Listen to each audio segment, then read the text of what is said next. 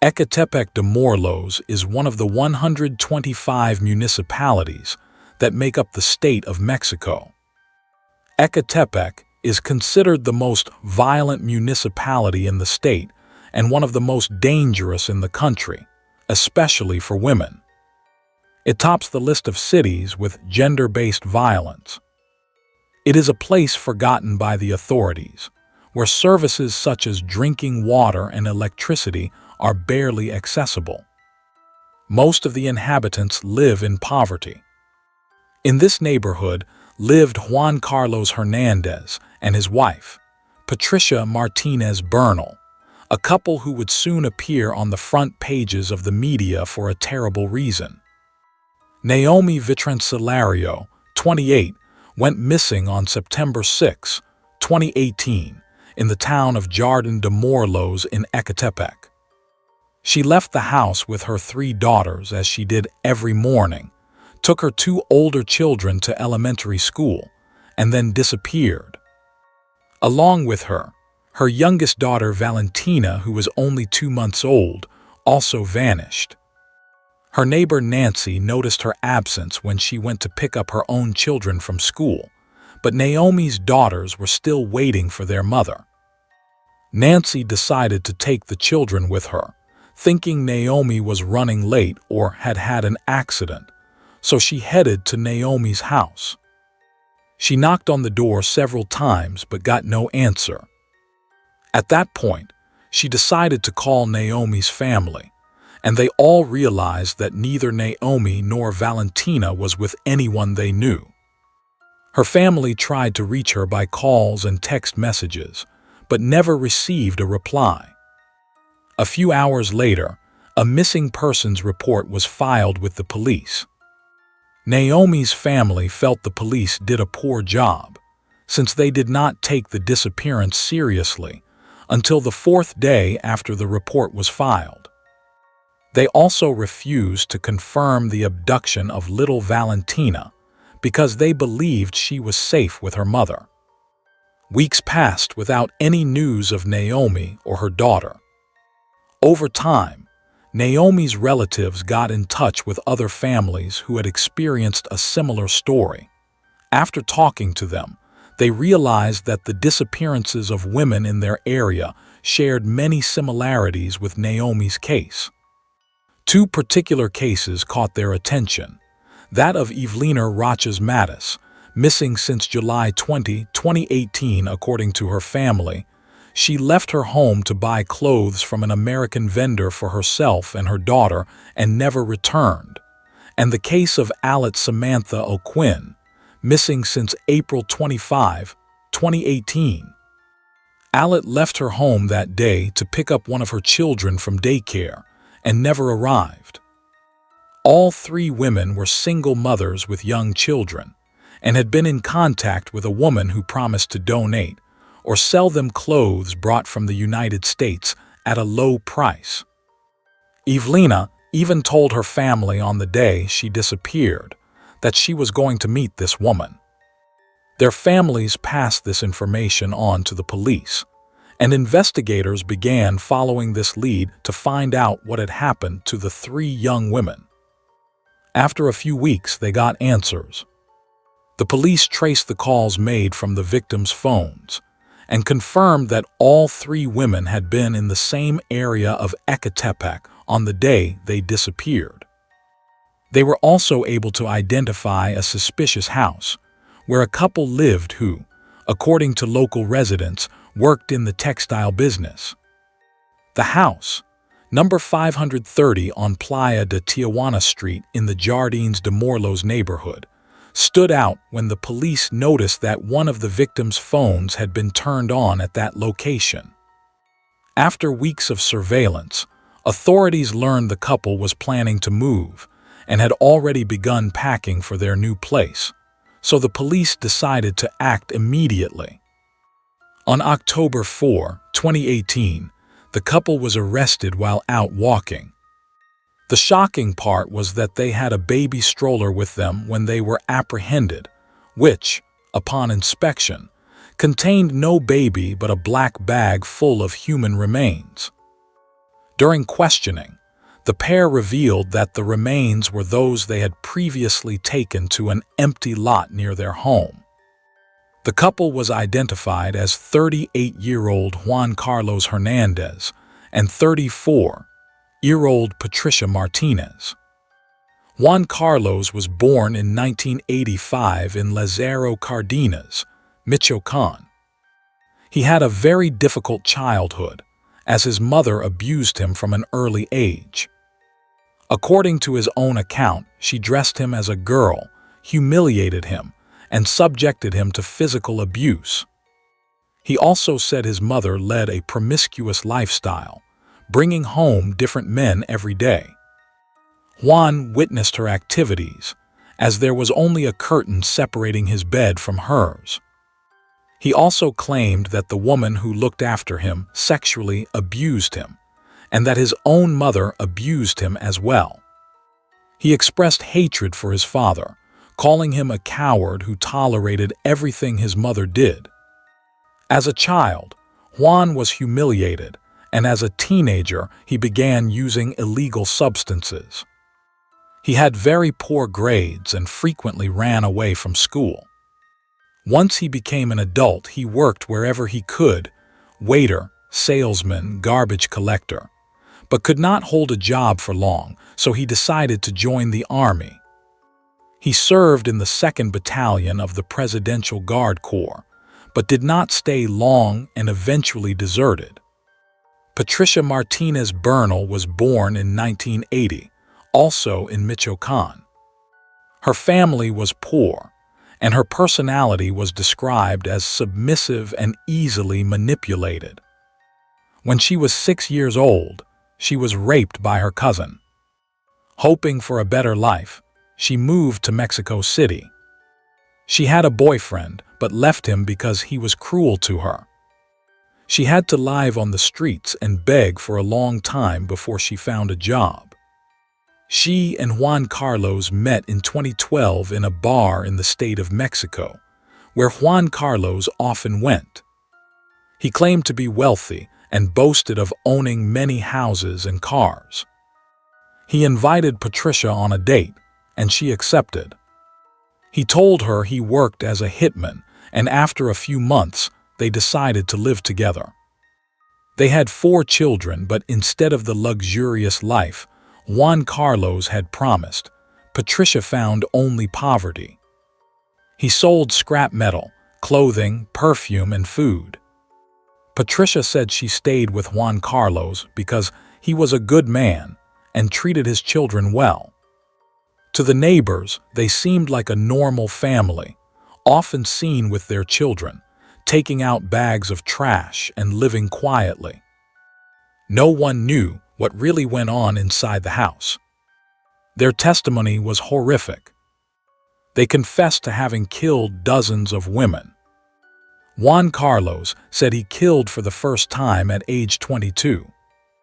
The victim was his girlfriend at the time.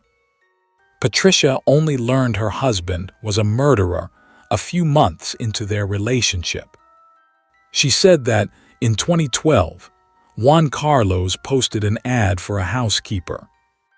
A young woman came for an interview, and he told her she was hired, instructing her to go to the bathroom to gather dirty clothes. When she walked in, he assaulted her and cut her throat. Patricia witnessed everything and threatened to go to the police, but he convinced her that they would both end up in prison if she did. After Juan Carlos killed the young woman, he cut off a piece of her right leg. Patricia cooked the flesh, and they ate it as a family. It was not the only time they ate their victims. They did it several times, including with a 13-year-old girl named Lou Carmen Miranda Gonzalez, who was their neighbor. According to Aracely, Lou's mother, Juan Carlos lied to her, claiming he had seen the girl leave with another neighbor and found her crying in the street because she was lovesick. Of course, it was all a lie. They killed her and ate her. Patricia said she felt pleasure at that moment and began helping Juan Carlos in his gruesome acts. Their plan was simple: Patricia would gain the trust of the women by saying she sold clothing, perfume, and beauty products, then invite them to the house to see the goods. As soon as the women came in, they attacked. Patricia admitted that she participated in sexual assaults and even in murders several times.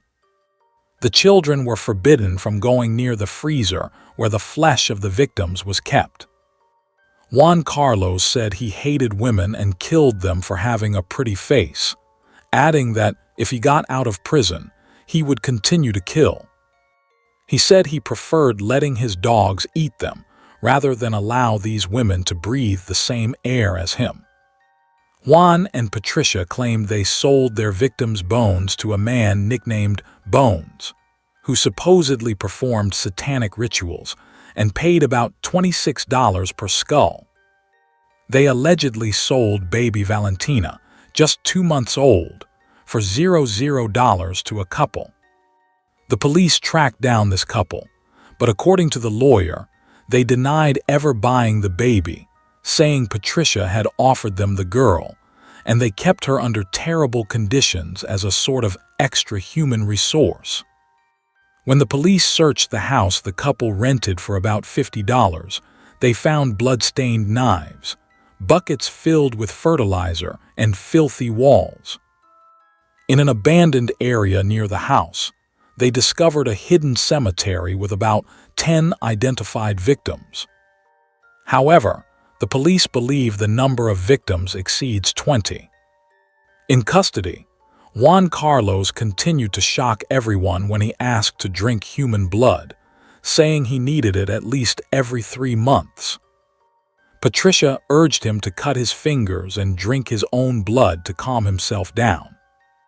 On May 20, 2019, they were sentenced to life plus 6 years in prison for human trafficking, specifically the sale of Nancy's child. On June 11, they received their first 40-year sentence for femicide. On June 19, they received another 40-year sentence for the same crime. On August 7, 2019, they were sentenced to 70 years in prison for the murder of a woman and her minor daughter.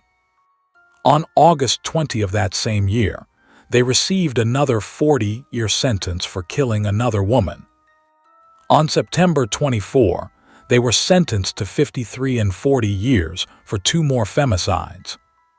Prior to October 1, 2019, they were sentenced to another 40 years for a woman's murder, and on March 13, 2020, they received an additional 40 years for another femicide. In total, 9 verdicts have been handed down against them, amounting to 367 years in prison. It is assumed that some sentences have not yet been announced and will be added to the total. All that is known for sure is that the couple will spend the rest of their lives in prison. Thank you for watching and take care of yourself.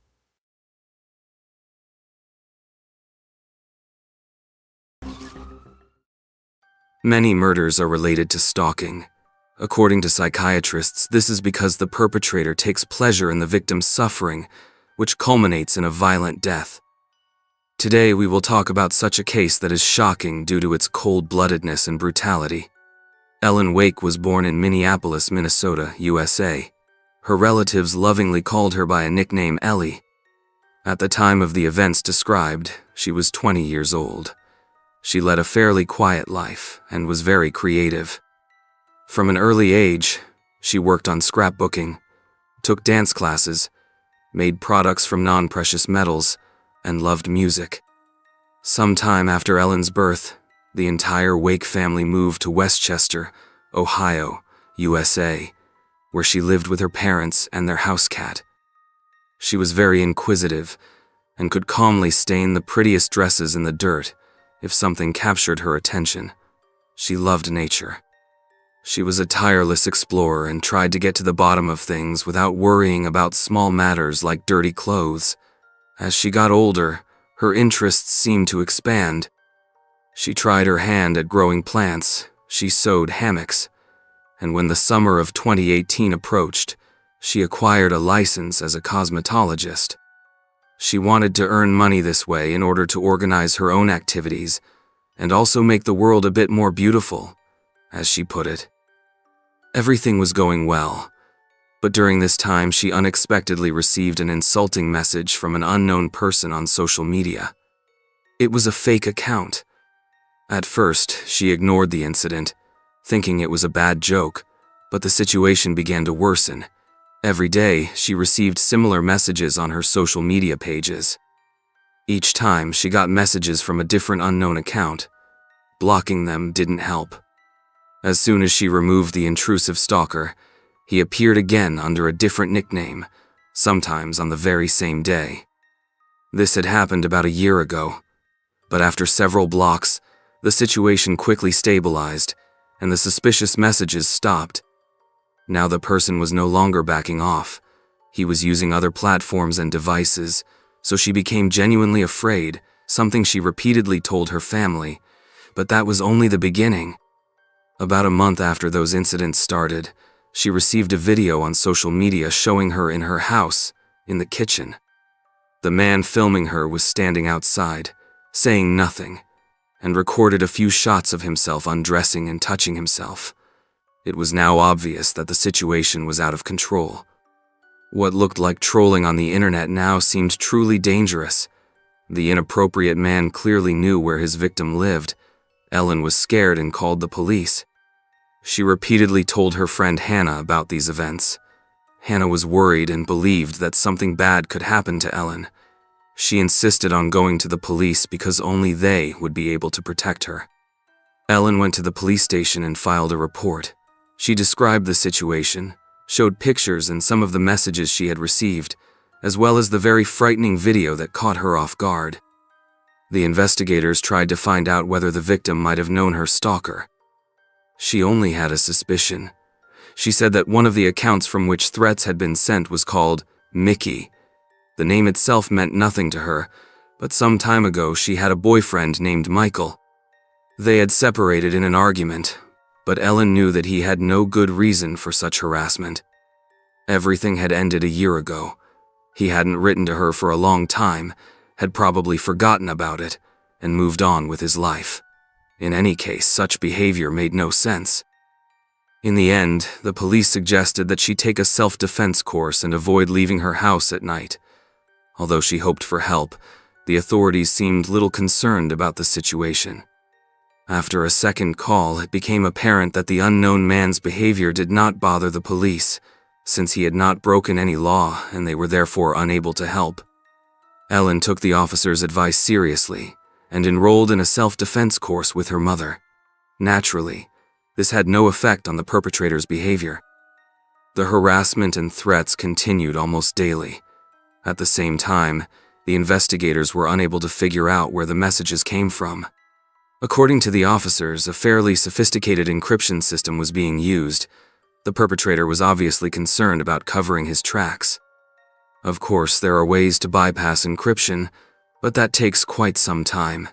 Moreover, the police in general were not particularly proactive in taking on this task.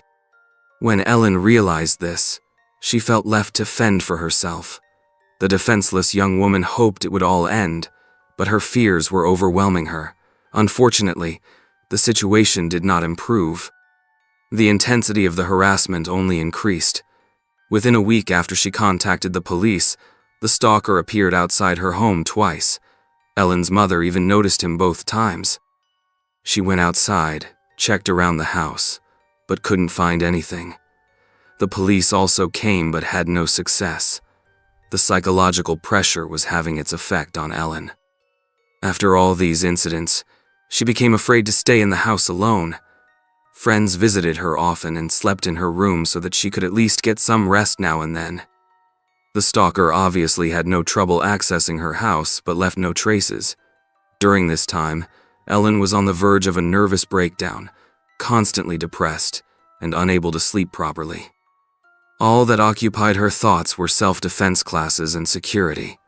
Thankfully, valuable information emerged the following week. She was contacted again via a new Snapchat account under a nickname that sounded like Mickey Mickey. She recalled that her ex-boyfriend's name was Michael Strauss. She drew a parallel and decided to contact the authorities again.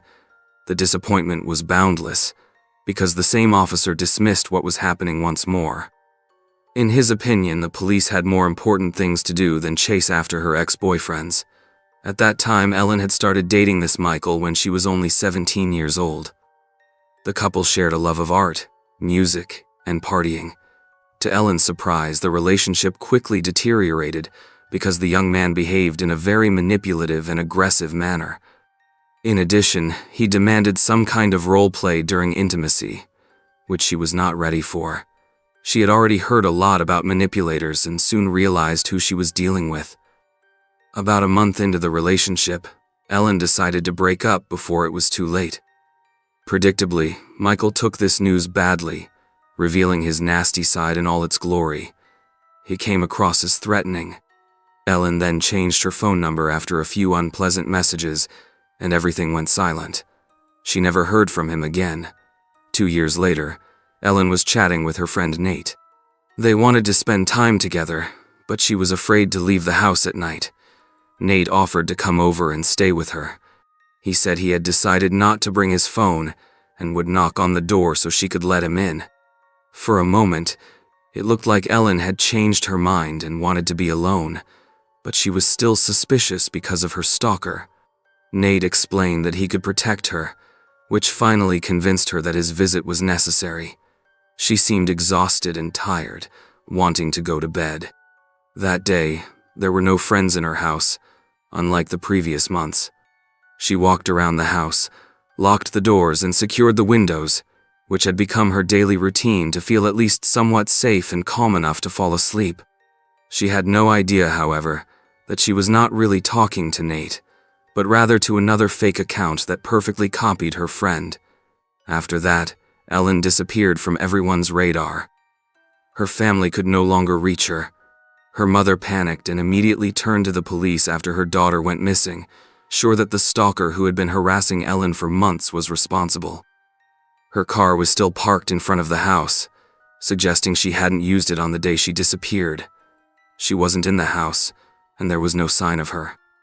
There was no activity on her phone, on social media, or on her bank cards. The only thing the police could do was analyze the missing woman's most recent phone data to try to identify the stalker. Sure enough, officers found the chat history with Nate. It turned out that his number was registered in another city and not connected to the real young man's details. Nate himself was checked out as a precaution, but it was immediately confirmed that he had not been in contact with Ellen that night. He had a solid alibi. It turned out to be yet another account, so realistic that Ellen believed it and told him she was alone at home. The SIM card with that number had been purchased through a special website, so it was not immediately possible to identify the buyer. It took a few days, and eventually the owner of the purchased card was found. As suspected, it was the ex-boyfriend named Michael Strauss. Unfortunately, there was no information about the missing woman for that entire week. When the police checked Michael, they discovered a long criminal history spanning almost a decade and including indecent behavior in public, the sale and use of illegal substances, identity theft, and burglary. The charges for indecent behavior in public had been filed in June 2015 and raised questions about the young man's sanity. The court ordered compulsory treatment immediately after a psychiatric evaluation. He then began setting up fake accounts in various messengers and social networks, through which he wrote to a lot of women.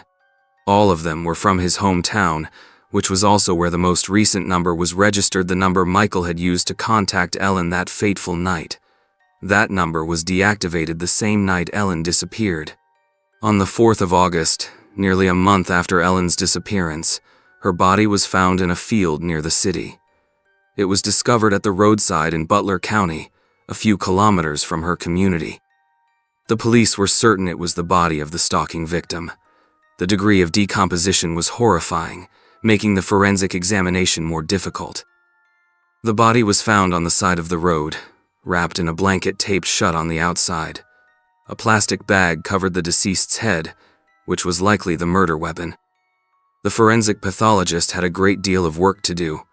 The degree of decomposition made the investigation challenging. After being subjected to torture, Ellen was apparently bound, raped, and beaten. After a thorough examination, the medical examiner concluded that the cause of death was strangulation. The murderer placed a bag over her head and tied it tightly. The perpetrator didn't even bother to hide her body. It was found just a few hundred meters away on the field behind which stood the house. Throughout this time, the public and the media had followed Ellen's disappearance with bated breath. Family and friends did everything humanly possible in the hope of finding her alive. Until the last moment, they believed she had been kidnapped. Unfortunately, a phone call from the police with the bad news ended the family's hope. The very next morning, Michael Strauss's arrest was a big event. The officers had barely managed to secure the crime scene so no outsiders could trample it. Everything was sealed off. Forensics teams were on the scene, and drones circled around and above the suspect's house, filming everything. The suspected perpetrator was taken to jail on $4 million bail. From the beginning, he was considered a high-risk offender. During that time, his house was searched, and the victim's final resting place was examined. Michael's DNA traces were found on the murdered victim's body. Police gained access to his computer and phone, and confirmed that numerous accounts and phone numbers bought online had been registered under his IP address. He had regularly switched them to threaten, intimidate, and control his victim as soon as one account was blocked. Michael had conducted extensive research on murder and strangulation, looking up how much time he might serve if he killed someone and checking state laws, including penalties for particularly serious offenses. He was also very interested in the activities of a madman known as the Anna Strangler. In the days that followed, he eagerly sought information on surviving in prison and tried to understand the laws of the criminal world in high-security prisons. Obviously, he was aware of his responsibility and knew he would be held accountable for his crimes. The frightening thing is that he seemed unafraid of it and was actually preparing for it. He also looked up how to delete photos from iCloud without a trace and without the possibility of recovery. In between his preparations for the crime, he watched violent teen porn. Some of the searches the investigators discovered were so shocking that they were not even released publicly. According to every criterion, Michael appeared to be an extremely dangerous criminal, not only terrorizing a young woman, but also someone who could potentially become a genuine serial killer. Numerous videos and photos of other women were found, women who went jogging in city parks. It seemed that Michael was following individuals who went out regularly to jog in relatively remote locations. It is possible they were all threatened and, by some miracle, escaped an attack, unlike Ellen, for whom he had set a deadly trap. The psychiatrists who worked with the suspect believed that his behavior might not have been that dangerous, since some deviants simply enjoy filming women without attacking them. However, evidence soon emerged that confirmed the terrifying suspicions. Michael had repeatedly followed potential victims by car and even committed several assaults. Fortunately, the women escaped. All the data needed verification, and the list of possible crimes might grow longer. On the suspect's phone, officers found a map image with a marked spot near the location where Ellen's body was discovered. This was suspicious, so the area had to be searched, but nothing was found. After the arrest, Michael remained calm. He justified all those internet searches and the discovered materials by claiming he was preparing a screenplay and props for a horror movie. He said he was filming as an amateur and wanted to create his own masterpiece. He also justified his behavior toward the deceased and the harassment by saying that he was trying to put himself in the character's shoes in order to write the most realistic scenario about a stalker before starting to shoot, to take photos, and to evaluate angles. It was all just a psychological game, which he considered completely harmless. He couldn't warn Ellen, he said, because he wanted to capture her sincere and authentic emotional reaction to everything. However, the prosecutor's office held a different view. The strongest evidence for the prosecution came from discoveries the officers made in Michael's room. There they found Ellen's driver's license, a strand of her hair, and a pink necklace. This piece of jewelry was later identified by the victim's parents, who confirmed that she always wore it and never took it off. Experienced investigators recognized these items as trophies taken by a madman. Many serial killers are known to take personal effects from their victims in order to relive the memory of the murder later. During the interrogation, Michael acted knowingly and even arrogantly, as if he intended to provoke the police. He showed no remorse for what happened and kept justifying himself in every possible way. He insisted he had no idea why Ellen was murdered or why her body was found near his house. The defendant claimed that all the objects in his possession had been left to him as mementos from their time together.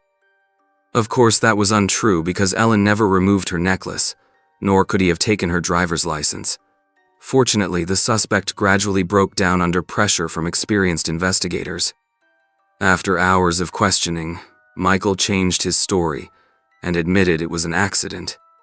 According to Michael, he had arranged with Ellen to shoot torture porn for his film project and pay her a few $1,000s, to which she supposedly agreed. When he met her at her house, he knocked as planned, and after a brief conversation, Ellen came out wrapped in a blanket. Michael attributed this to her wanting to conceal her identity from the neighbors.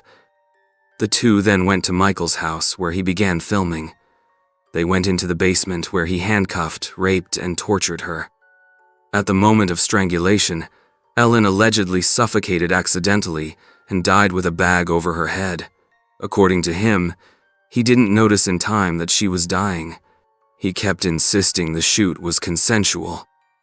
He said he recorded her death, then panicked, deleted the footage, and discarded the memory card. Nevertheless, it all sounded very implausible. When the police searched the murderer's apartment, they did indeed find a bed in the basement with handcuffs. It was a sinister place, and forensic investigators examined it thoroughly. They secured several drops of blood and strands of hair. All of this was later matched and DNA tested, confirming a match with the deceased. Of course, investigators did not believe the suspect's statements that Ellen had voluntarily participated in such filming. They knew he had posed as her new boyfriend to lure her out of her house. The entire family also rejected the notion that Ellen would ever appear in such films of her own free will. It was clear she had been abducted and tortured. Michael was disturbingly calm, as though he did this every day. After his arrest, the station received numerous calls from witnesses and victims who were certain that this man was involved in a whole series of other crimes. Although investigators worked tirelessly, they needed help from FBI agents to uncover all of the suspect's online and real-world criminal activities. The agents focused on his psychological profile as well as the extensive digital evidence, which had to be organized and carefully evaluated.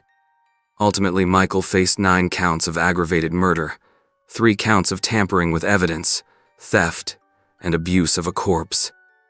The evidence files ran over 300 pages, all of which were presented to the jury at trial. However, the defense team had its own view of things. It claimed that the 20-year-old woman had indeed gone to the shoot willingly and was fully aware of the risks. According to them, the killing was therefore manslaughter. The defense attorney emphasized that Ellen could have been depressed and that the tragedy might have been the result of an overdose. However, the prosecution had a toxicology report showing that the victim's blood was clean at the time of death, with no illegal substances or alcohol. The conclusion that the victim was depressed was considered an insult to the victim's family, since her anxious state was the direct result of the long stalking by Michael. After the preliminary hearing, the accused unexpectedly confessed to the murder.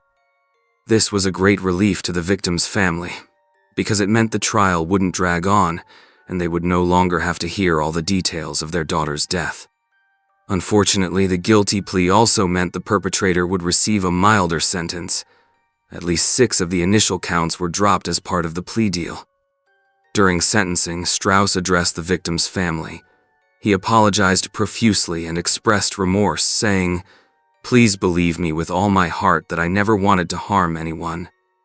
If there were a way to get Ellen back, I would trade places with her right now. Her family saw all of his words as just more lies from a manipulator. Michael's mother later reached out to Ellen's family personally to express her deepest regret. She had never expected that she had been raising a potential madman all those years. Her words sounded much more sincere. The prosecution demanded the harshest possible punishment. The defense asked for leniency. Michael was sentenced to life imprisonment with the possibility of parole after 15 years, plus 1.5 years for threats and stalking, and another year for abusing the corpse. All these sentences were to be served consecutively. According to the judge, Michael had earned the right to parole given the time he had already served. He will have a chance to be released in 1036. Naturally, this decision angered the Wake family. They promised to appear at every parole hearing to prevent this monster from being released. Everyone was left with one question. Why did Michael decide to kill Ellen? It had been a year since they broke up. Why couldn't he forget her and move on? He offered no explanation for his actions and continued to insist it was an accident during filming. The prosecution believed that while he might indeed have wanted to make such a film, he did so only with violence, driven by his own perverse motives, and failed to control his own strength. After the accused went to prison, Ellen's family and friends began contacting the prosecutor's office, wanting all the police officers who had failed to protect Ellen, despite her pleas for help, to be punished. An internal investigation was launched and discovered that one of the investigators had breached several procedures. In particular, he had not recorded information thoroughly or conducted a reliable inquiry into Ellen's claims that she was being tormented by a stalker. The officer was then suspended from his post. While Michael was behind bars, he told one of his cellmates that the 20-year-old Ellen was not his first victim. This confirmed the police's suspicion and the statements of several witnesses who claimed that Michael had stalked women before. According to his confession to the cellmate, Michael had once attacked a woman named Shelley in a similar setup, tortured her, killed her, and dumped her body in a creek near the city. The police followed up on this information but could not find another victim. According to one report made to the station in January 2018, a man wearing a black hoodie and a mask attacked a jogger who was running her usual route in the park. He grabbed her by the head, dragged her into the bushes, and ordered her to keep quiet. Fortunately, the victim fought off her attacker and escaped. Michael is also suspected of involvement in another high-profile unsolved case. 22-year-old Kathleen Markham disappeared in August 2011, shortly after a party that Michael had attended. He, Kathleen, and her boyfriend even took a photo together there. In 2013, her remains were found in Cedar Grove, Indiana. Kathleen's death was classified as a homicide. The pattern of these crimes was very similar. The investigation of this case is still ongoing. There were more incidents in which this dangerous man might have been involved, but so far it has not been possible to prove his participation in other attacks. Thank you for watching and take care of yourselves.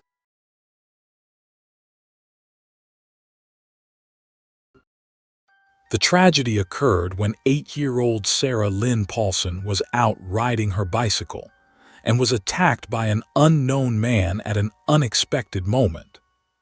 The police of Port Hatch, Indiana, could not understand who would hurt such a little angel. This man was undoubtedly the personification of evil. But whom would the investigators suspect? A deranged letter writer, a strange cook, or a genuine psychopath? Would the police be able to solve the case, considering that no one near the victim had seen any suspicious individuals and there were no witnesses?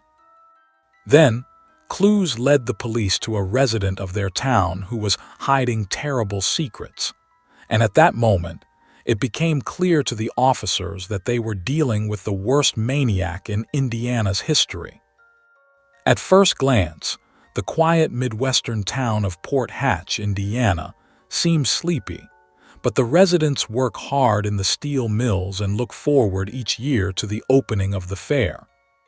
Like every Midwestern town, The locals love anything fried and on a stick. Patty and Dan Paulson enjoyed everything the community had to offer since childhood.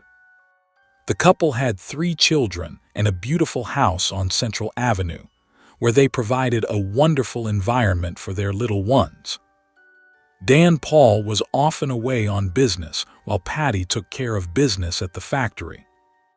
On weekends, Patty and Dan took care of the household and raised their children, 13-year-old Jason, 10-year-old Daniel, and 8-year-old Sarah. An inexperienced girl, Sarah was the youngest of the 3 and loved participating in competitions. She would put on her sneakers and run off to join the boys. Sarah was ready to do anything if she could wear pink. That was her favorite color. She believed everything should be pink and almost never took off her pink plastic earrings or her pink ribbons. Her entire life was centered on the color pink. She was about to enter 2nd grade and was excited about her last day of summer vacation. It was the perfect time for her favorite pastime, collecting small creatures. She went everywhere with a jar in which she collected bugs, and besides bugs, she also caught frogs.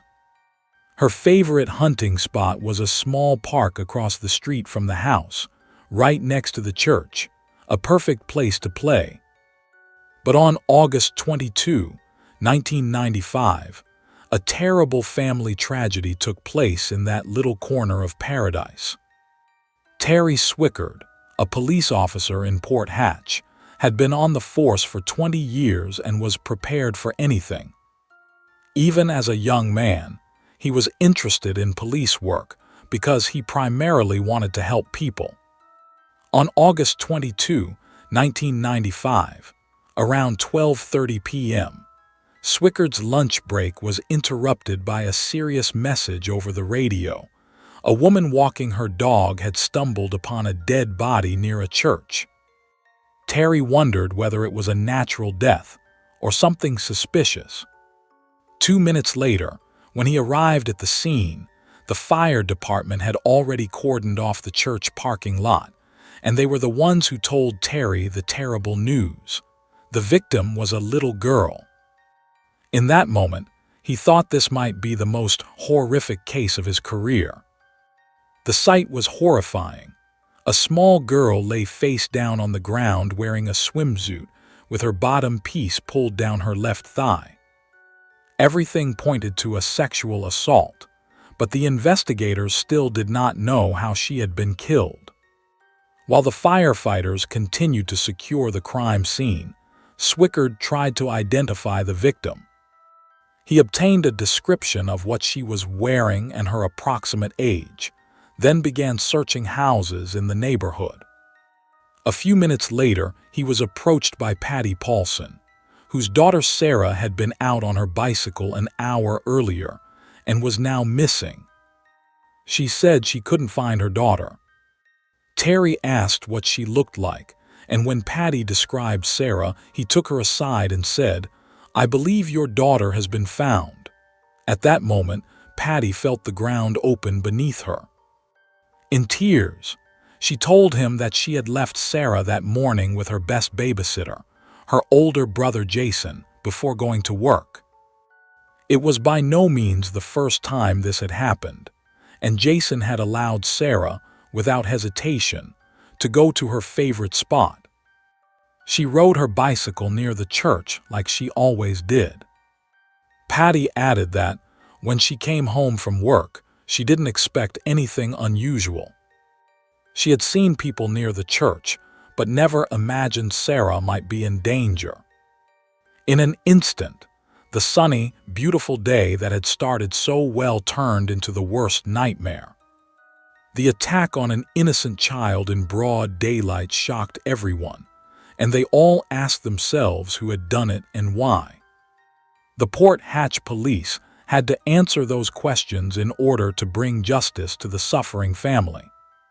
Retired Captain Dave Reynolds, who had served 21 years on the force, had never dealt with serious crimes before, but whenever something terrible happened, He was the man people called.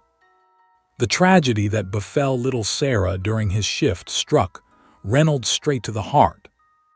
He explained that he was horrified when he saw the body, as he had 2 daughters who were growing up at the time. But, he said, a true professional should be able to compartmentalize. It required all the composure one could muster to solve a murder like this. Captain Reynolds had nothing to go on. Even a thorough examination of Sarah's body yielded no leads. The police did not know how she died. There were no major injuries or bloodstains. Sarah lay with her face buried in the leaves, and Captain Reynolds suspected she had been suffocated. That was only a guess, but one thing was certain. There was a mysterious drifter in Port Hatch. It was hard to believe what had happened. No one could imagine who could have done something so horrific. Had the nightmare intruder infiltrated the town, or was it someone familiar to the locals? Sarah's mother could not believe anyone from town could be capable of such a thing. The police had to go door to door hoping to find any clue about the perpetrator. A report from neighbors pointed to a very unusual suspect. The officers heard about a man named Oliver Cranston. Oliver seemed like a nice man, but the townspeople gossiped that the local children drove him crazy. The locals knew how much he hated children. The officers wondered if the old gardener had unleashed his anger on a little girl, or if someone else was responsible for Sarah's death. Late August in Port Hatch, Indiana, is a good time for locals to cast their fishing lines and take part in the annual fishing competition with big prizes. But Chicago Tribune reporter Pam Centrum-Baum got a bigger catch: Sarah's story. She didn't just want to report about her life. She also wanted to write about how tragedies like this leave a lasting impression on everyone in the town. The Port Hatch police were worried too. They had their first suspect, but first had to wait for the autopsy results. The pathologist confirmed the family's worst fear. Sarah had been raped, and then the murderer silenced her forever. The official cause of death was strangulation, because there were no other injuries besides the marks on her neck. Sarah's killer had grabbed her by the neck and never let go. Tiny fragments of blue fabric found under her fingernails, however, indicated that she had fought for her life. Those pieces of fabric would likely help the police find the killer. The key was determining who could have done it. Yet the investigators had no concrete suspect. They could only speculate that she was murdered after she disappeared, so the killer could hide her identity. Perhaps the perpetrator did not want to be discovered, and that was the motive for murder. The investigators were not certain. Fortunately, they already had a suspect, an unsettled neighbor named Oliver Cranston. But did he fit the profile? He had no alibi. He worked alone in his garden west of the crime scene. There was gossip that Cranston didn't like children, which, of course, was not proof of his guilt, but it was enough for the police to question him. They decided to talk to him at his house. When the police arrived at Cranston's home, he was surprised but willing to talk. He was a tall man who obviously spent a lot of time outdoors. Without beating around the bush, the officers asked him if he had heard about Sarah Paulson's murder. Cranston said he had heard of the incident, but had nothing to do with it. He did admit that he had heard a child screaming in the garden that morning. Mr. Cranston said he was alarmed and realized the scream was coming from the street, not from the woods, and he recognized it was a child's scream but could neither discern the gender nor the age. Cranston thought it was just the neighborhood kids playing and went back home. The investigators were unconvinced and asked Cranston to come to the station for a lie detector test. They immediately confronted him, asking if he had killed Sarah. But he was as clear as the morning dew. The examiner found no evidence of deception, and Cranston confidently answered all the questions, insisting he had nothing to do with the case. His background appeared spotless. He had never come to the attention of the police. Since Cranston turned out to be innocent, the police had to abandon their first suspect and continue investigating new leads. Captain Reynolds needed help and knew exactly whom to contact. Bill Mess had, by that time, brought criminals to justice for 27 years, and he had no intention of stopping. His father and grandfather had been police officers in Gary, Indiana, and Bill knew from childhood that he would join the police force. When he was given the opportunity to help track down Sarah's murderer, he realized it was the right case for him. He also knew how to cope with heartbreak. He said his badge protected him like a shield, especially when confronted with nightmare cases like this. The badge helped him distance himself from reality, but this case broke through Bill's defenses and prompted him to double his efforts to find Sarah's killer. While reviewing the file, the junior sergeant had a thought. Since her body was found in the woods near the church, maybe the priest saw something unholy. The officers did not believe he had a motive, but they were looking for anything unusual nearby. They contacted Father Roderick Scott at the church, thinking he might confess something. But at first glance, this servant of God seemed like a pure angel. The priest agreed to be questioned. Naturally, he was nervous, but he recognized the importance of the investigation. The priest could not believe such a cruel act had been committed near the church, and said he would pray for Sarah and her family. The police believed Scott, but still needed to verify where he was on that fateful morning. It turned out he was in the vicinity. He was on the street and crossed the parking lot as Sarah Paulson was leaving her house. Although Sarah was on a bicycle, the priest insisted he did not see her near the church or in the neighborhood.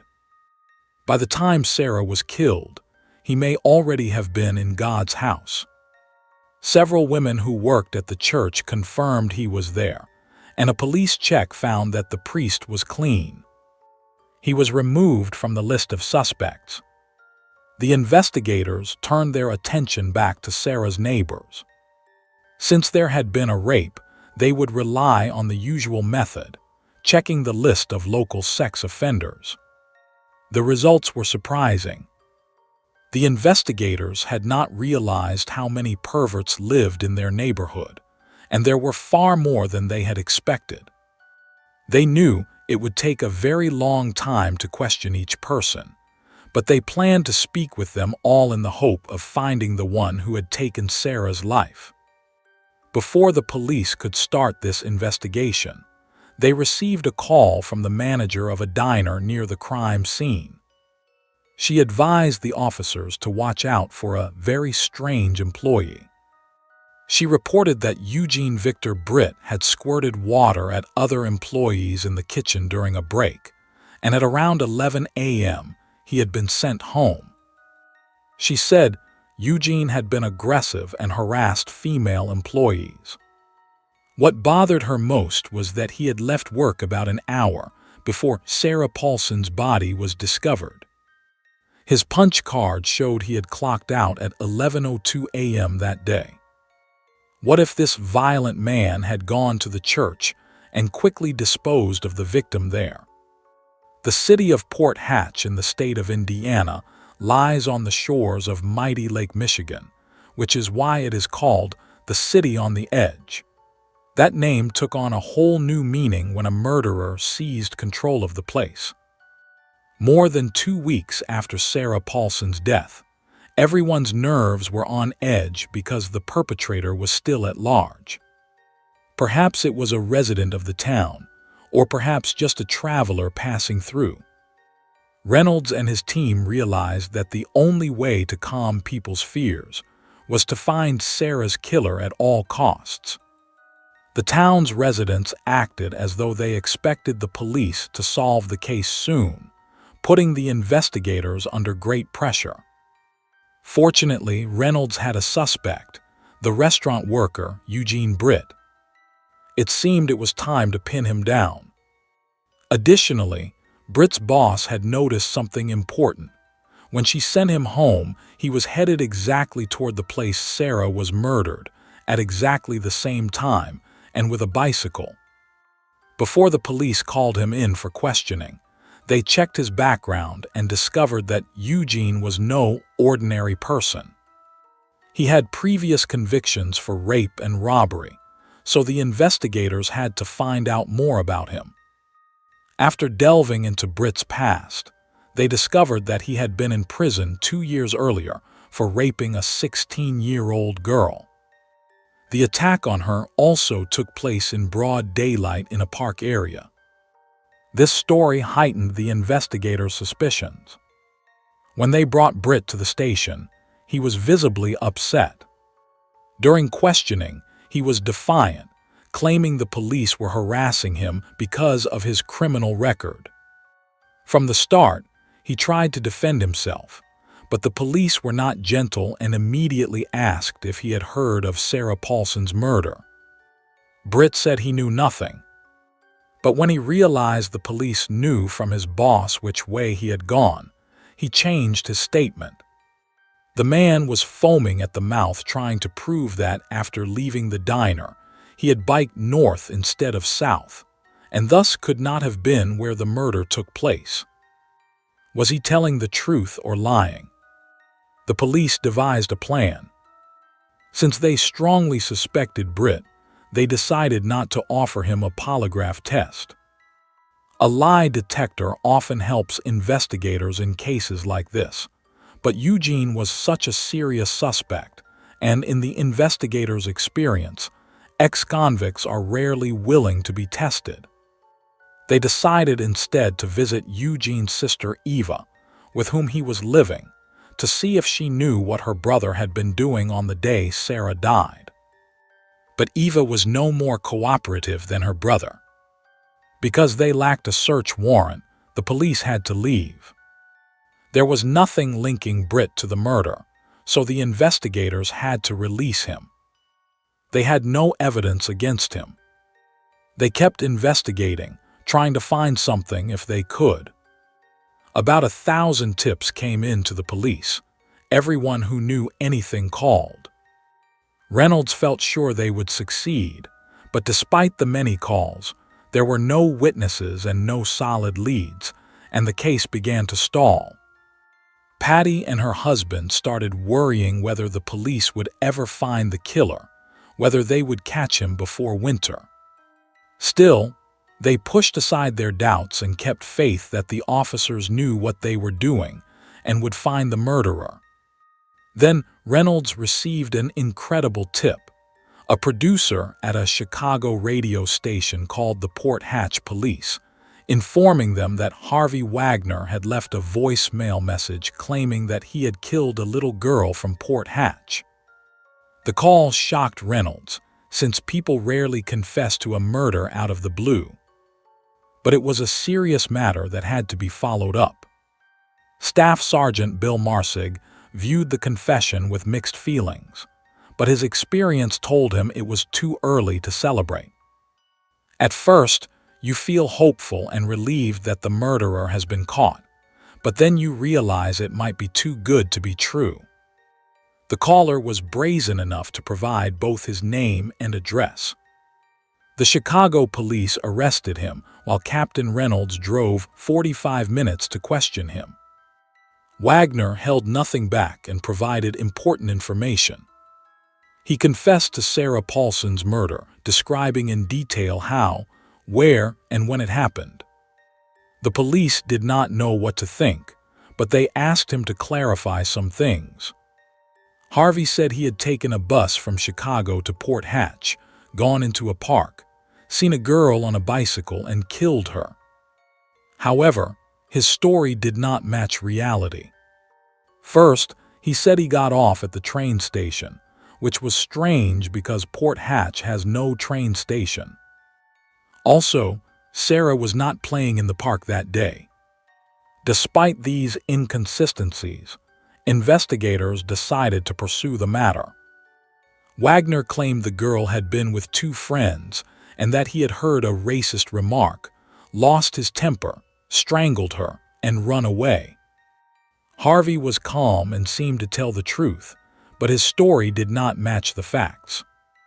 There was something else that didn't line up. The police were certain that Sarah had been alone at the time of the murder. Wagner's statement collapsed like a house of cards, but the investigators could not simply dismiss it. He was still a suspect because he had confessed to the crime. They needed to verify his story. The police decided to test Wagner. If he were telling the truth, he would have to show them the crime scene. They brought him to Port Hatch and asked him to confirm his statements. After leading him through the town for several hours, it became obvious that he knew nothing about Sarah's death. When the officers took him to the actual crime scene, Wagner did not indicate that it looked familiar. The police realized he was a fraud. But the question remained whether he was the killer. After examining his background, they found no criminal record and released him. The investigators suspected something was off with Wagner, and they were dismayed to discover he had nothing to do with Sarah's murder. However, they could not simply ignore a man who had confessed to a murder. The next day, the police received a call from someone who was able to clarify things, Wagner's mother. She explained that her son often confessed to other people's crimes and swore he had been in Chicago on the Tuesday Sarah died. The whole episode involving Mr. Harvey dragged on for 4 days, time the investigators could have spent on something else. Of course they were annoyed, but in cases like this, you follow every lead. There was no prison cell waiting for this man, but possibly a psychiatric institution. The police resumed their search for the real killer to bring peace to the unfortunate family. No one had been arrested, and people began viewing one another with suspicion. The investigators had no new leads until they received a call from Father Scott. Shortly after being questioned about Sarah's murder, he had begun receiving strange letters from someone calling himself Mad Jack. Mad Jack sent offensive and threatening letters to the priest. Naturally, this aroused the police's attention, but the origin of the letters remained a mystery. The postmarks indicated they were mailed directly from Chicago, with no return address. Captain Reynolds and his team arrived at the church and found Father Scott aghast at the letters' content. They included 4 typed letters claiming there was no Jesus and no Santa Claus, that nothing at all existed. His words were full of rage that could have served as a motive for a crime. He seemed to hate the whole world. He also sent autopsy photos of a little girl that made even experienced investigators' hair stand on end. Clearly, something was not right with this man. The police did not know if Mad Jack was just another psychopath or the real murderer of Sarah with an unclear motive. He was obviously consumed by the Sarah Paulson case. The officers had to find him and figure out his motives, but searching for Mad Jack proved fruitless. The police managed to identify the post office in Chicago from which the letters had been mailed, but there were no security cameras there. It was impossible to determine the sender's identity. The letters contained no names or identification, just stamps. The police had to postpone their search for Jack and hope he would have the courage to show up in person or send another letter. There was no evidence that he was guilty. Mad Jack might have been the killer, but there was nothing to support that theory. For the public, this was an unsettling truth, and for the investigators, a sobering fact. They had no luck in finding Sarah's killer. Every day, Sarah's parents hoped the murderer would be caught, but weeks and months passed without progress. The townspeople wanted answers. They kept asking the same questions. If the madman was still at large, should they let their children outside? Should they go out themselves? Just when it seemed the case would remain unsolved, new information surfaced about the man who had been on the suspect list all along. The strange man from the fast food restaurant, Eugene Britt. No one was watching him more closely than local Deputy District Attorney Brian Hansel, and he had good reason to focus on Eugene. It turned out that Britt had lied to the police during questioning. He had claimed that, after leaving work, he'd biked in the opposite direction from the crime scene, and the police had been forced to take him at his word for the time being. Then a witness emerged who stated they had seen Britt around the time of the murder on the route he claimed not to have taken. The police wondered why he would lie. That was when they received an unexpected call from Eva, Eugene's previously tight-lipped sister. This time, she had something to say. Eugene's sister played a major role in the investigation. She was very helpful, probably because she wanted to do the right thing. The investigators hoped to finally catch and charge Eugene Britt, but they had no idea that he was hiding far more evil in his past than they could have imagined. Almost 2 months had passed since Sarah Paulson's murder when the police received new information about their old suspect, Eugene Britt. The investigators were now certain that the ex-convict had been in the area on the day of Sarah's death. He kept popping up whenever the investigators reviewed the case. Then Britt's sister called the police, saying she had kicked him out of the house because he had quit his restaurant job and was no longer helping pay the bills. She said he was now living in a rehabilitation center. With her brother absent, Eva was willing to talk, and even said she had something that might interest the police. Eva explained that while cleaning his bedroom, she had found a box containing her brother's clothes, 2 work shirts, a cap, and a pair of pants. The police immediately rushed to Eva's house, where they found the box containing Britt's work uniforms in a suspicious shade of blue. What if the tiny fibers under Sarah's fingernails came from this particular uniform? Before discovering Britt's clothes, the police had no physical evidence against him.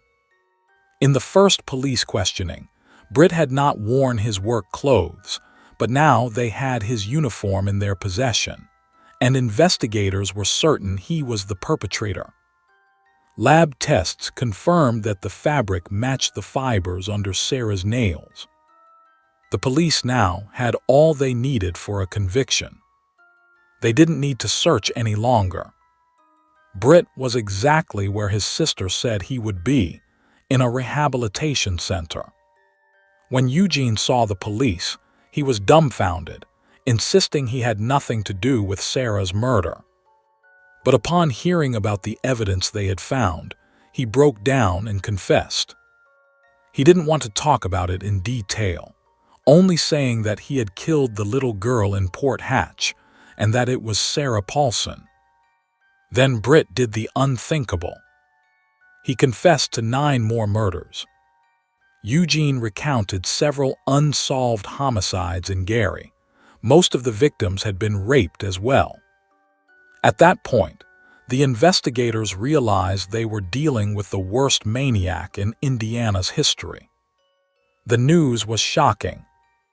Britt admitted that, over the course of 7 months, he had committed a series of murders.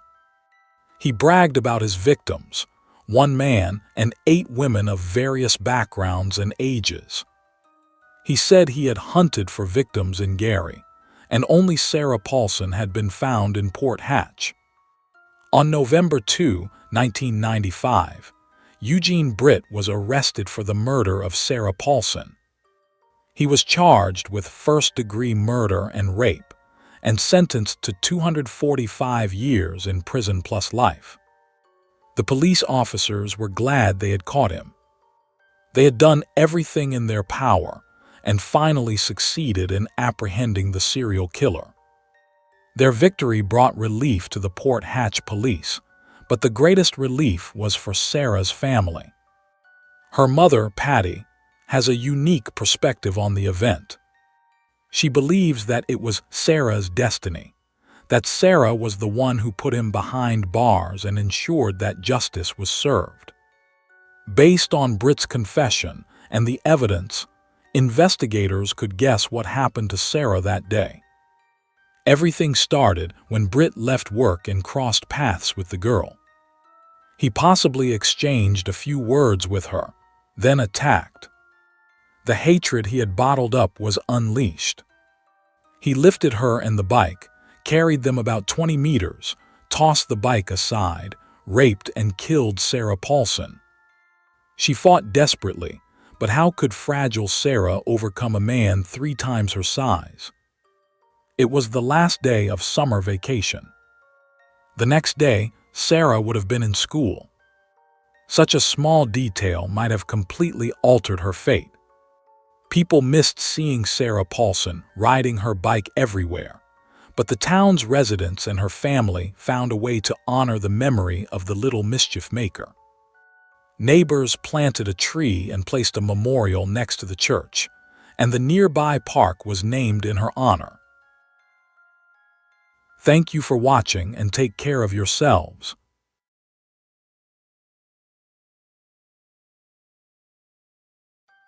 Gabriella Veronica Lencina was born in the late 1970s into the family of Nestor and Patricia Lencina.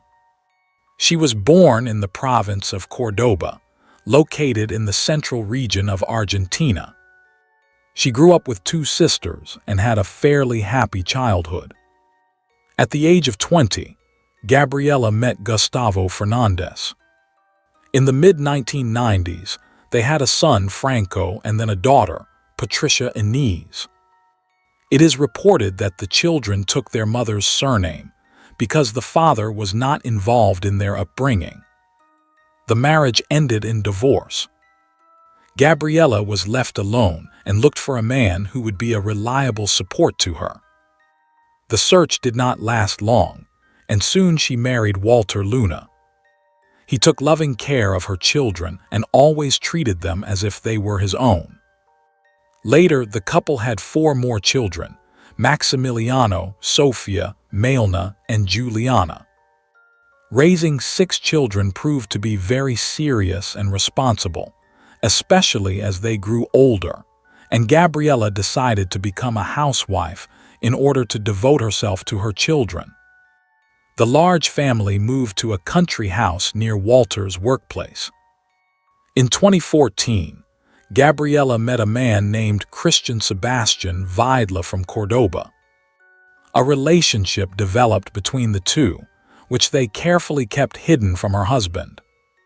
It is known about Christian that he was born on November 17, 1980, and was one of 3 children in the family. His father, Vicar Vidla, worked on a construction site, and his sister Maria took care of the household. In his youth, Christian dropped out of school and began helping his father, who was a bricklayer, until he learned the trade himself. He was fascinated by his new profession and worked on construction sites for many years afterward. In 2003, Christian married a woman named Andrea Ferreira, with whom he had been friends since high school, and they had 4 children. In 2013, the couple separated, but the divorce was only finalized several years later. The relationship between the spouses was anything but ideal. At one point, Andrea filed a complaint against her husband for insulting her, but that did not stop Christian. He made no effort to change his behavior and continued to be temperamental and aggressive even after their separation. Because of their children, they still had to be in contact. At work, Christian repeatedly found himself in unpleasant situations because he made rude remarks to various women. He also behaved inappropriately toward young girls between 15 and 17 years old, students at the school where he worked as a bricklayer. Gabriella had an extramarital affair with this conflicted man for 3 years without her husband knowing. She would have kept this secret to herself if something unexpected had not happened. In 2017, Gabriella became pregnant by her lover. Walter found out and their marriage broke up. He was so deeply hurt that he was no longer willing to live in the same place as Gabriella. She had to leave the house, leaving it to her husband and children. Because of a complicated pregnancy, she decided to move from the countryside to the city, where her parents and her oldest daughter, Patricia, lived. This gave her the opportunity to receive treatment in good clinics. Gabriella and Christian settled in a house in one of the neighborhoods of Cordoba. The couple solidified their relationship, and at the end of 2017, she had a daughter, Amber. After this event, they both became drastically estranged from their previous families and eventually left the care of their former children to their ex-partners. From that moment on, their relationship began to deteriorate rapidly. Trust was out of the question because both had a history of infidelity and were consumed by jealousy. Each sought total control over the other. They went everywhere together and never visited friends without the other. Over time, this kind of life became a burden, and they began going out alone and hiding the truth from each other. Christian, for example, met with his ex-wife several times and even took Amber with him without his new partner's consent. Meanwhile, Gabriella secretly went to the gym and the market at least once a week. During this time, Christian's manipulative and abusive behavior became clearer by the day, and Gabriella regularly suffered physical and emotional abuse. Life with a tyrant took a heavy toll on her. In 2019, Gabriella was tasked with looking after a small child. She began going out more often and felt a certain relief, but the sense of freedom turned out to be an illusion because Christian monitored her every move. He accompanied his wife wherever she went, watched her return home, and there were times when neighbors intervened in their arguments.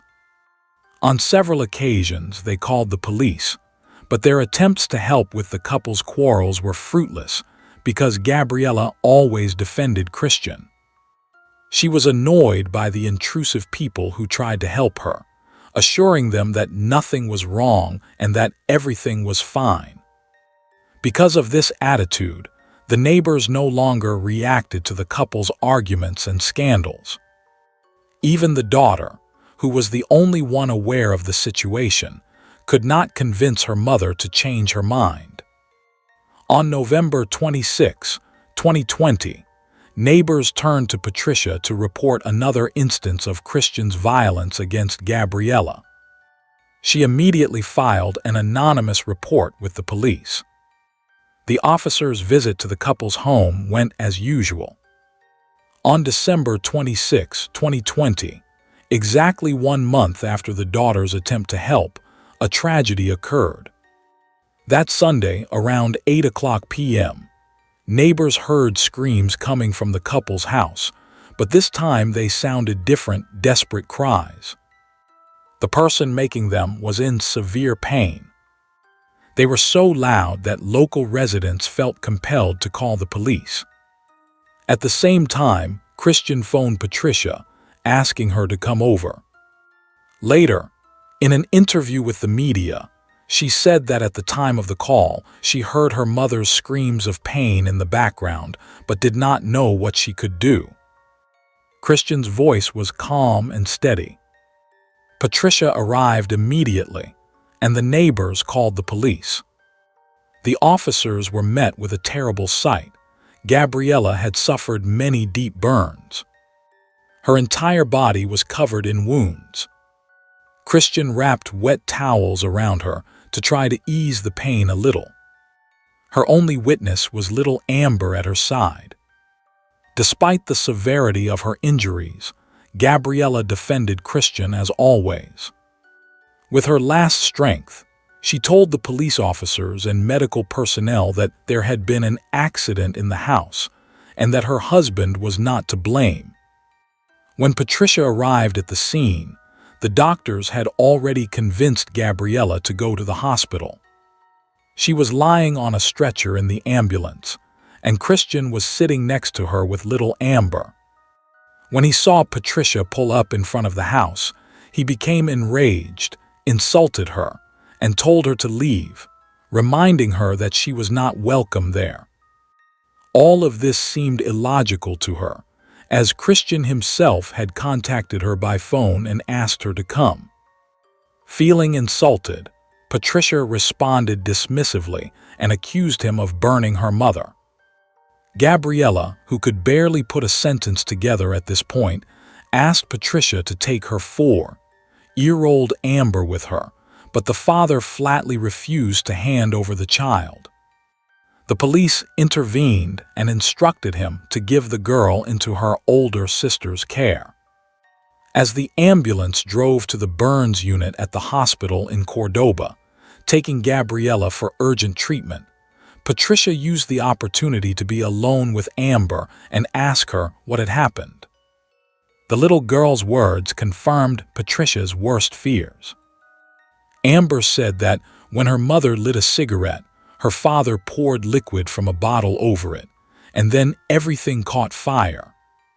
While Christian was at the hospital, he phoned Gabriella's parents, assuring them that she was doing well, was on the mend, and only a few days away from being discharged. One day, however, Nestor, her father, managed to get into the hospital where he learned the truth. It turned out that Christian had been lying the entire time, and that Gabriella was in the intensive care unit in a coma, in a very serious condition. Burns covered 30% of her body, and although most were concentrated on her chest, the skin on her arms, pelvis, both thighs, her right arm, and the sole of her left foot was also severely traumatized. In addition, the victim's airways were completely compromised, so Gabriella could only breathe with the help of medical equipment. She died a week later on January 3, 2021, at the age of 43. Initially, the case was assigned to Commissioner Jose Edgardo Montoya, who did not take into account the complaints and statements from Gabriella's family, even though they could prove that Christian had set the fire deliberately.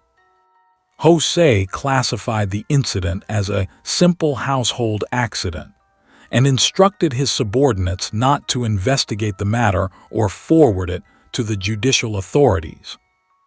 The Domestic Violence Department of the Public Prosecutor's Office, which not only found it appropriate to open an investigation after Gabriella's death, but also accused her husband of committing the crime, took a completely different view. Laura Battistelli was put in charge of the investigation team.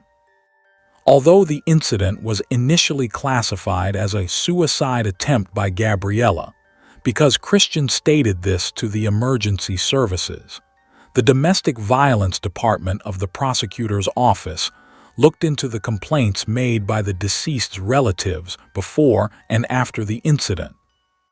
The prosecutor's office also placed great emphasis on the little that Amber said in her interaction with Patricia.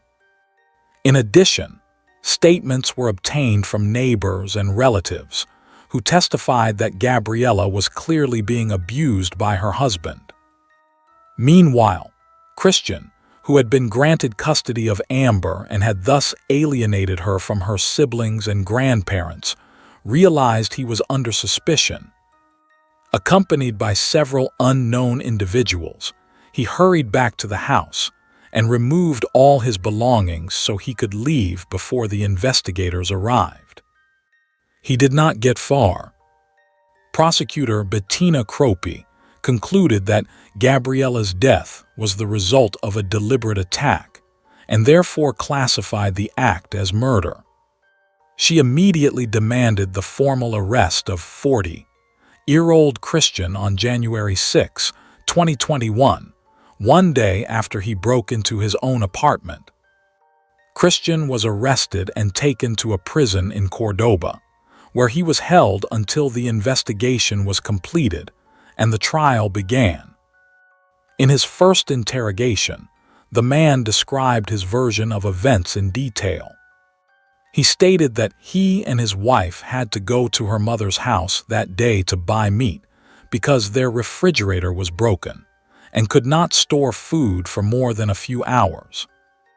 Gabriella, who had taken a bath with Amber a few minutes earlier, went with her daughter into the dining room to brush her hair, and Christian was washing his face and brushing his teeth. At that moment, he heard his wife and the child screaming. When he came out of the bathroom, he found his wife's body engulfed in flames. Christian said he acted quickly and coolly, taking her under the shower to douse her with water and extinguish the fire, then covering her with towels and immediately calling emergency services, Patricia, and the fire department.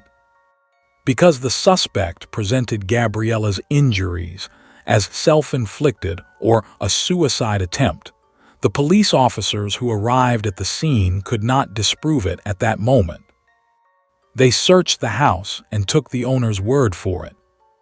Later, during the investigation, the house was searched again, and it became apparent that Christian's initial statement did not match the search results. It turned out the fire had not broken out in the rooms the man had mentioned. By this time, the autopsy on the body had been completed, and the cause of death was determined to be multiple organ failure due to severe burns. However, the coroner's report contained further revealing details about the injuries Gabriella sustained.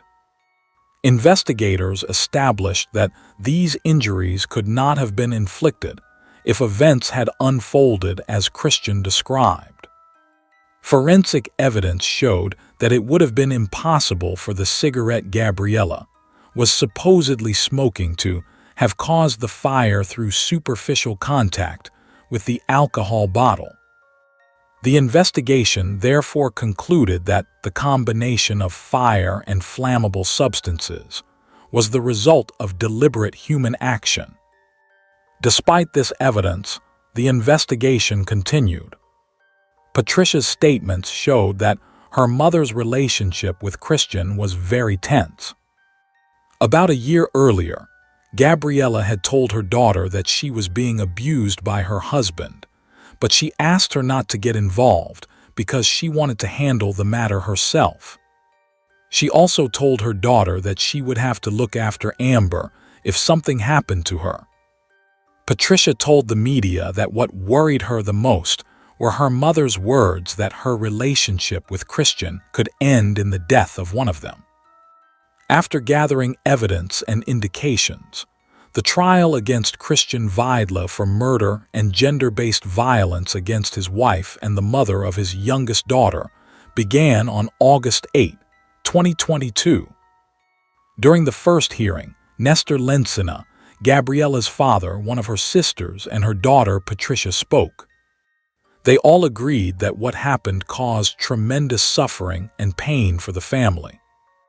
After the hearing, Gabriella's relatives gathered outside, spoke to the press, and demanded justice from the authorities. The prosecutor read the expert report to the jury and members of the court. It detailed the psychological assessment of the defendant, stating that Christian was an egocentric person who placed the satisfaction of his own needs above all else. Some of the most important testimony in the trial came from the team of paramedics and firefighters who treated Gabriella on that unfortunate day. The firefighters were instructed to perform various tests on mannequins to prove that the cigarette could not have been the cause of the fire and that it was not an accident. The next step for the investigators was to disprove the version of events Christian gave during a phone call with an emergency services employee on the day of the incident. At the time, he said his wife had inflicted the burns on herself and tried to kill herself. In order to determine whether this was true, experts conducted a so-called psychological autopsy. A series of questions was posed to Gabriella's relatives to assess her mental and emotional state prior to her death. The investigation found that apart from a possibly low sense of self-worth and self-esteem, which might have been caused by her husband's constant mistreatment, Gabriella was not a person who tended towards self-harm or suicide. Thanks to the involvement of witnesses and experts, the court was able to reconstruct the sequence of events, rule out all false hypotheses, and reach a final conclusion. That conclusion was that Christian Weidle had to be found guilty of the attack that led to Gabriella's death. Although the man himself and his defense team maintained his innocence, irrefutable evidence to the contrary was found. In September 2022, after 5 hearings, the court found 40-year-old Christian Sebastian Weidle guilty of murder, complicity, and gender-based violence against his partner. He was sentenced to life in prison for the murder of Gabriella Lencina under Article 80, Paragraph 11 of the Argentine Penal Code. The ruling matched the sentence requested by prosecutor Laura Battistelli. Gabriella's relatives expressed relief at the verdict, stating that justice had been served, even though it would not bring back their beloved Gabriella. Christian was harshly condemned by the public, and the women's rights movement drew attention to the alarming figures. In 2021, the year of Gabriella's fatal attack, there were 221 reported cases of deadly gender-based violence, 80% of which occurred in the home, and as in Gabriella's case, 62% of the women were killed by their current or former partners. To conclude this report, it is worth adding some encouraging information. Although it is not exactly clear how long Amber remained in the custody of Christian's family, her sisters managed to gain custody of the girl. She moved in with Sophia, one of Gabriella's 2 older daughters, and with her father, Walter Luna, Gabriella's ex-husband.